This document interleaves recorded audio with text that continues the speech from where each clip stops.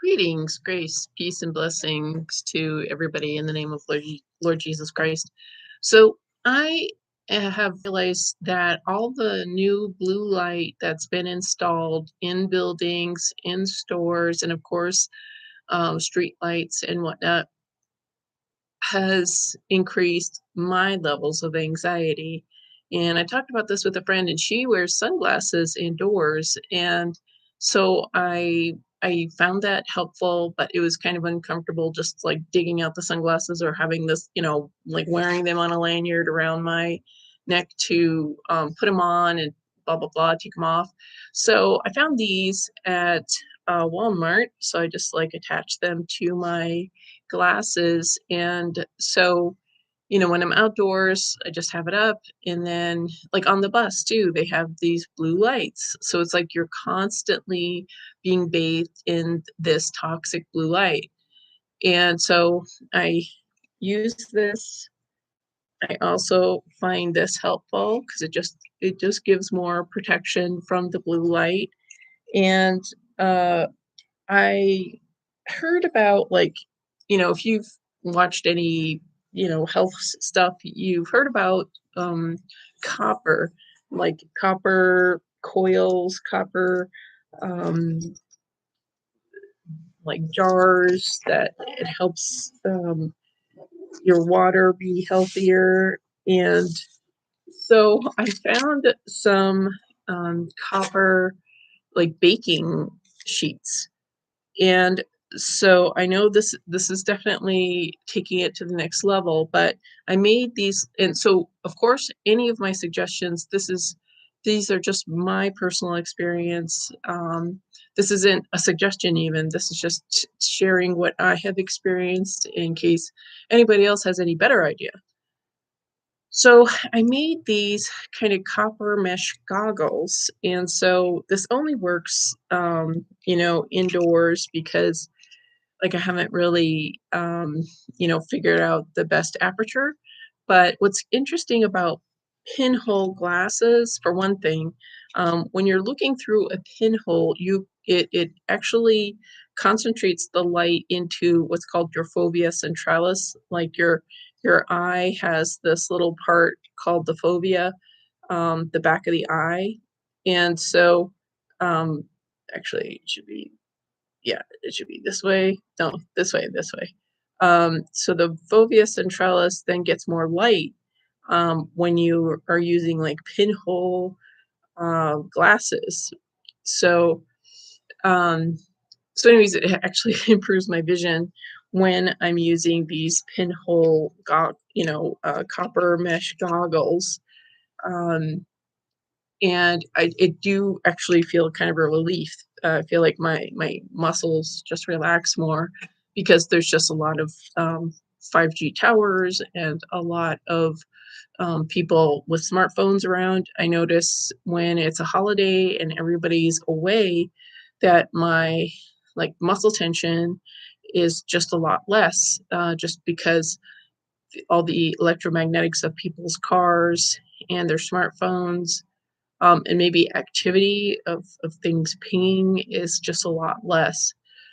But back to the blue light. So, anyways, I remember, like, I don't know, 10 years ago or 15, 20 years ago, people would be, wearing sunglasses and a hat. And, I just thought they were like some sort of like ex-military or whatever. And maybe they were, but um, I think it does relieve the stress levels. And so I just wanted to suggest that, maybe see if this helps. And of course, your vision has to be good enough to function in sunglasses if you're in a store. And, I found this to be really helpful. It's when I'm going to the doctor's office or whatever, it just lowers stress levels. Um, and it seems like everything is engineered to stress you out. Like the bus is super loud. The people are super loud. Like there's just no manners. and so you're on your last nerve, and then, you go to the doctor for help, and they're gaslighting you and making you, like, making it seem like you're asking for too much when you're just asking for what you need. So, and then you see on the news all these people, um, really behaving badly, behaving shamefully, and maybe that's the way they always are. But I also wonder if sometimes somebody has been pushed to their limit, because it's just like, just everything is so, nerve disrupting. Like the sounds of the heater, it's just like this annoying tone, and then the sounds of, like, some people have their car engine running super loud, like it's like 300 decibels or something, and because they want attention or something. So, we need to manage our nervous system and, deflect these disruptors that are deliberately trying to set us over the edge, because they want us to be hospitalized or medicated or imprisoned or dead or injured. Um, and I mean us, the thinking, aware, moral people. So, yeah, so I think, um, you know, there's the glasses that actually can, um, darken, it's a special, I don't know, it costs like $80 or something like that. So you can get those fancier glasses. But this works for me. And one last thing, because there's the whole, digital, biometric, so they're trying to get, everybody's biometrics. And so I looked up these. This was from a few years ago, but apparently, like, this patterns like this. There's this other pattern. Apparently, this is hard for those facial recognition cameras to track. Apparently, and the thing is, there's these, privacy glasses that protects your identity, and of course it's like $100, or $80 or something like that. So I don't have that income, and so what I'm thinking of doing is, creating like, um, goggles like this. So, because when you go to, let's say, Walmart or Whole Foods, or I should call that Amazon, right? Did you hear how Amazon, one of its employees got caught up in one of um, the belts, belts moving goods, and person died, the worker died because it was unsafe conditions, and Amazon initially paid out $4,000 for killing the employee, but then, Amazon tried getting out of paying for killing the employee with the improper, conveyor belt situation. So, anyways, Amazon, Whole Foods, whatever, Big Brother. So they're watching us, and they're gathering and selling our biometric data.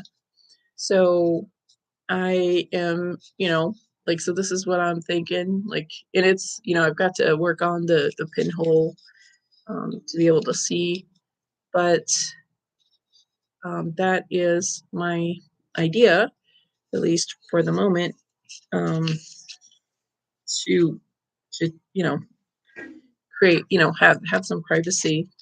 And so I could actually also just put this inside, my eye goggles too. And again, I have to fix the pinholes.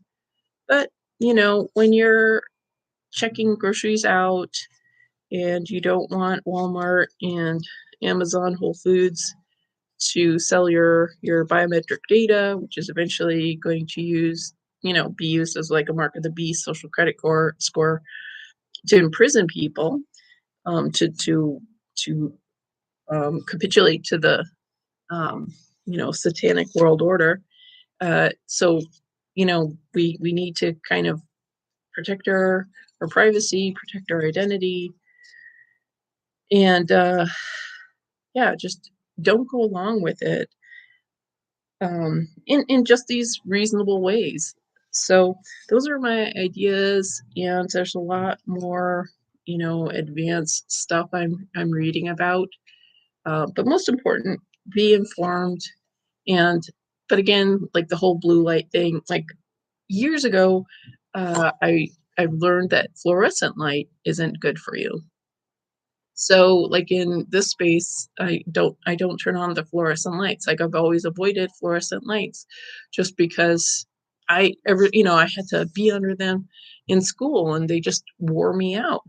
And so it's like, I don't have spare vitamins and minerals to get fried by the overhead lights. So, and I certainly don't need the blue light, not only depleting my vitamins and minerals, but setting me on edge.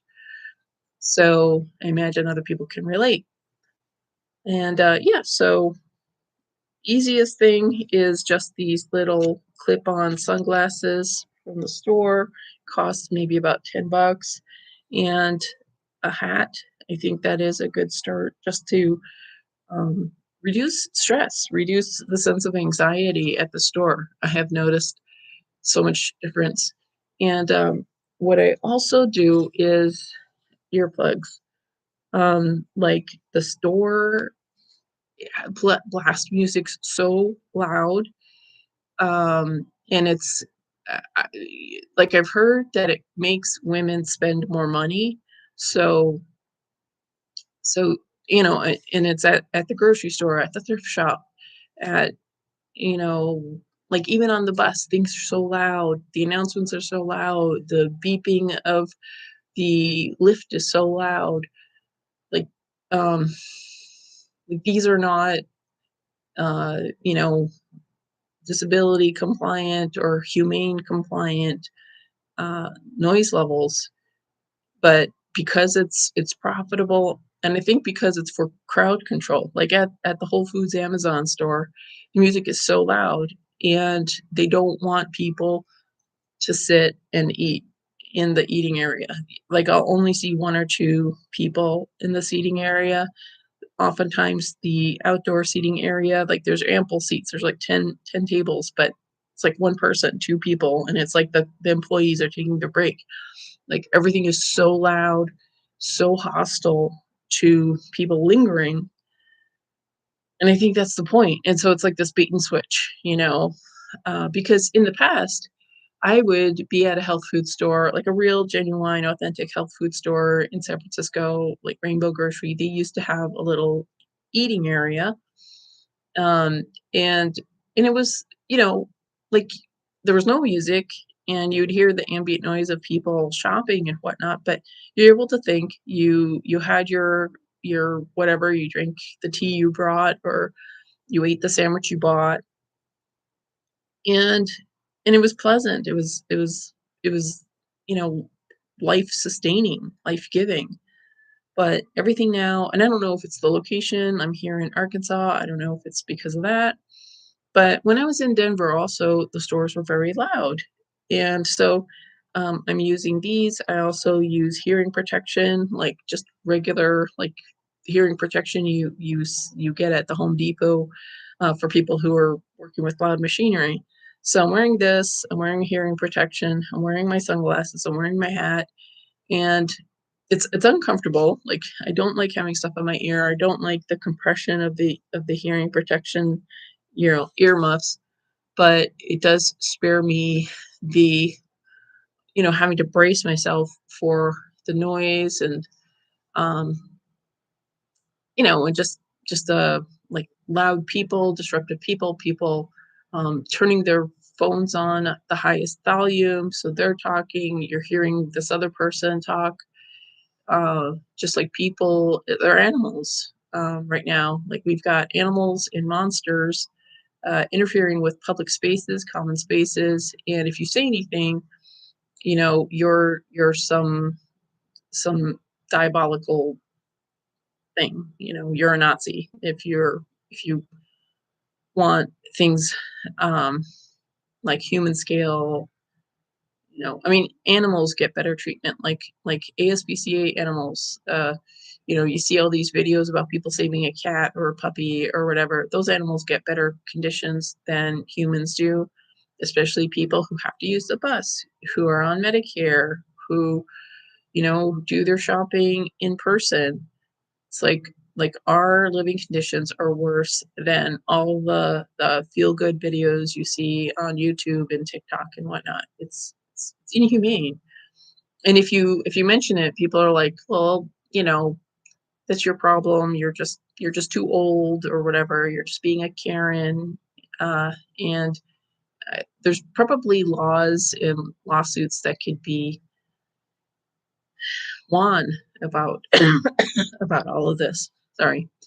Um, So, anyways, yeah, I just wanted to share my little ideas of what's been helping me deal with this overly bright, like hostile, toxic, light situation and overly loud, hostile sound situation that I think is trying to drive people like out of stores, out of the bus, out of even going to see the doctor. It's like, people, you know, they're like, "Why aren't people buying things so much locally or whatever?" Because stores have made it hostile. Restaurants have make it hostile to be there. The music is so loud, the lights are so bright, your staff is rude, the food is served cold, you know, the the food is overpriced and it's not that good, So and what's weird is like I notice people are like, "Well, you should just give me all of your money because I have my fancy car and my fancy house and my future vacation and the very best things I need to buy for me and my kids.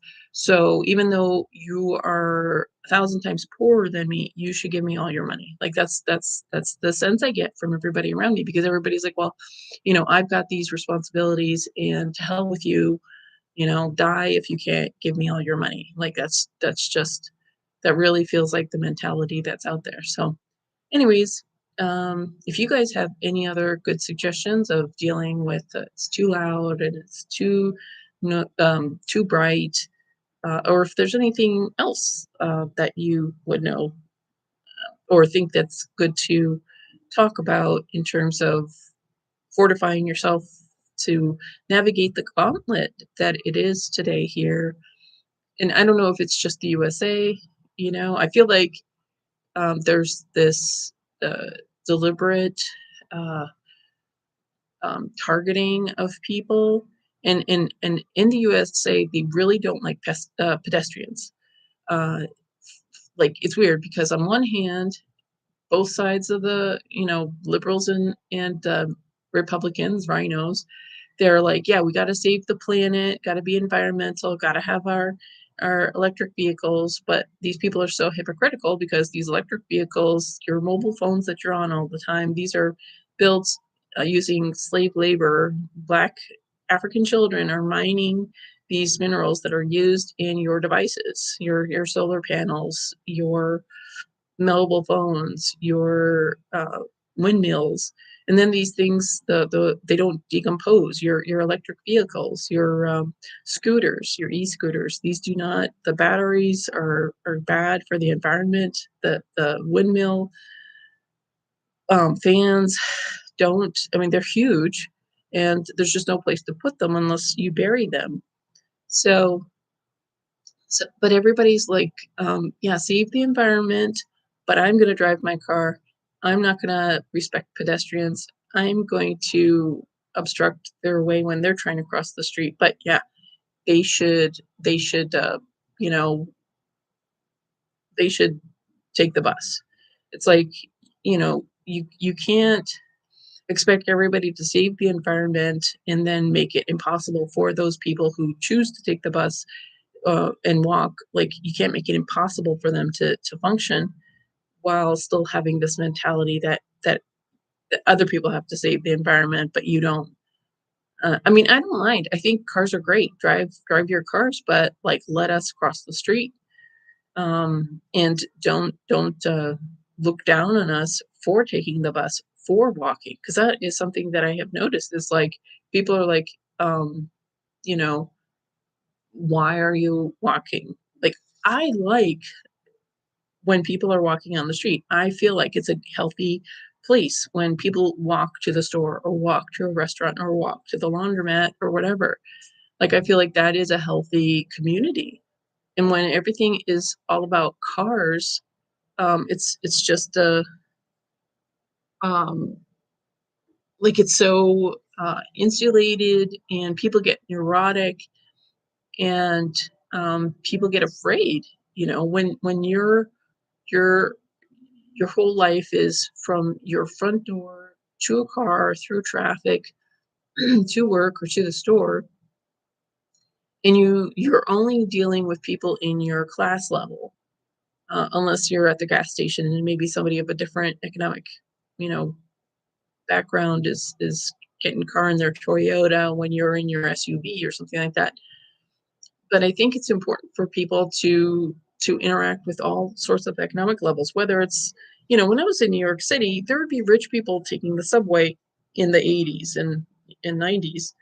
Um, I mean, now people with any sense are you know probably not taking the subway, unless they're a gang member or know somebody who is, or at least that's the impression I get.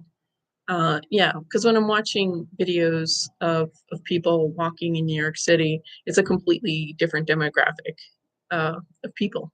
There's nobody who looks like me, or there's like maybe less than 1% of my demographic that's taking the train or taking or walking on the street in New York City today in Manhattan, because my demographic can't afford it. My demographic got fired for not taking the injections, for not being DEI, um, for not being in the club.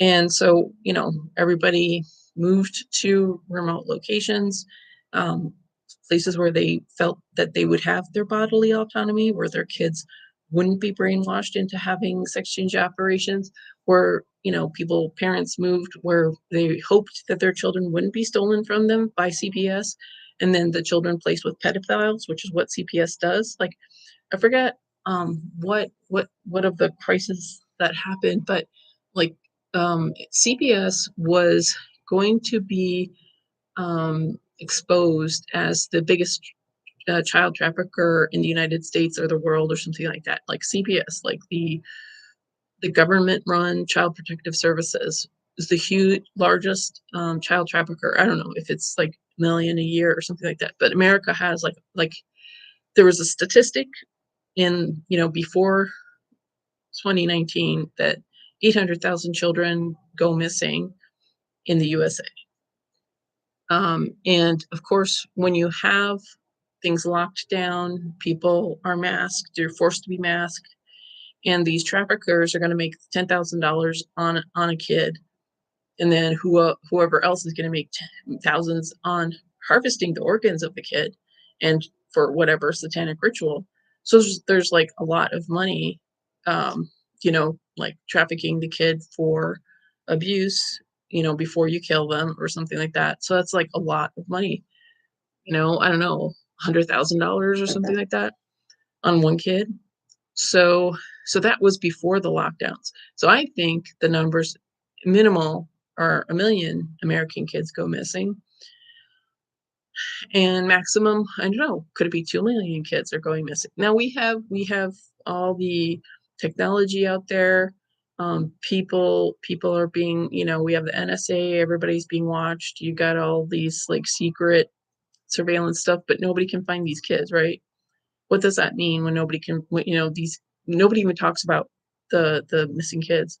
It's because it's an inside job. It's because it's the CPS. It's the Child Protective Service of the United States government corporation that's doing this, because they want their money and they're satanic. This is their ritual. They want to do child human sacrifice. And that's because their father is Satan. Satan is into the desecration abomination of the most innocent.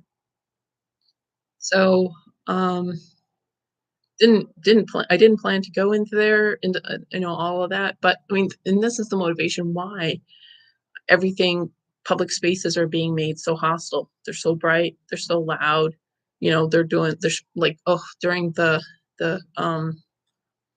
scamdemic, everybody was spraying so much, and it would give me a headache, for days. Uh, so they're making terrible smells, and there's all this, like, terrible antibiotic hand soap.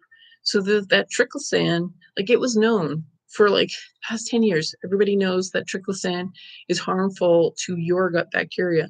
It's harmful to the bacteria on the surface of your skin. That triclosan in that antibiotic soap is harmful to the biome, the flora in your sinuses. It's harmful to the biome, the flora on your eyeball. Inside every part of your body is a whole little world. It's a whole microbiome. So you are not supposed to douse yourself in triclosan all the time. But that's what people were doing during the scandemic, and they continue to do so. And then they wonder why they are sick. They wonder why they have this fake, you still have this fake infection. It's like, and people who should know better were pushing this agenda, experts in the field. So it's demonic, demonic, satanic. So yeah, I feel like common spaces are being made hostile, and yet they're trying to phase out. They make travel hostile, and then they're trying to make, having a car, internal combustion engine. They're trying to make that seem like a bad thing. And so they want you to be in a 15 minutes city where you're constantly, like, bombarded by terrible noises, by electromagnetics from the EMFs from the cell phone towers and everybody's smartphone, and you're fried under blue light and whatever other lights, fluorescent lights. It's like they're trying to drive you crazy and make you sick and blame you for not flourishing under this hostile situation. And you're supposed to just sit and bear it. It's torture. I mean, I'm like, Lord Jesus Christ, this is what I'm experiencing right now. And and these monsters that are creating this, the monsters that are facilitating it are our relatives, our friends, or friends of friends who, they got the retirement that's just it's only a year away, so they're just gonna throw us under the bus because they want their retirement, or they're throwing us under the bus because they got to take care of their children. And we all know Lord Jesus Christ is going to deal with that. Um, and God will deal with that because this is not right. This is so evil. And just because people are greedy, um, and yeah, it's hard. It's hard. This existence is hard, but that doesn't mean you throw everybody else under the bus and you destroy, like, civilization and humanity and life itself just because of your retirement. Like, it's the absence of morality is unthinkable. But here we are. So yeah, this went on a little longer than I planned to, and but thank you for listening if you made it this far. And yeah, share any other ideas that you think is good to know. God bless.